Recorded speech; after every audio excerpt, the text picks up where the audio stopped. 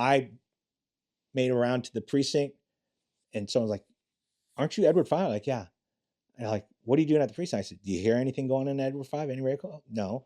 So I got back in my car and I hung on the periphery of Edward 5 or Edward sector and Charlie sector. And I just rolled around and I'm like, okay, I'll just get know the streets. Hot call comes out. Man beating a woman. 23 in Union. I'm like, I turn, I start going that way and I'm stepping on it. And I was like, woohoo, let's go. I want to see a good beating. No one's answering it. And I've cleared Edward sector. I'm in Charlie sector. And I know I'm like 2 or 3 blocks out. And it's like, no one is grabbing this call. And I'm like, and I go, Edward 5. They go, Edward 5. I'm like, Edward 5, I'm coming up on 23 in Union. Why don't you give me that call? And no one is saying anything on the air.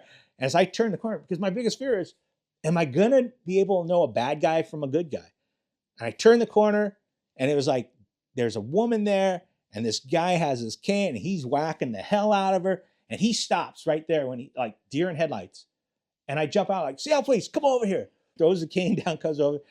And I hook him up, put him in the back seat. And I'm like, okay, I don't think this stuff's going to be that hard to figure out. And from there, it just, I had 2 more nights in Edward sector.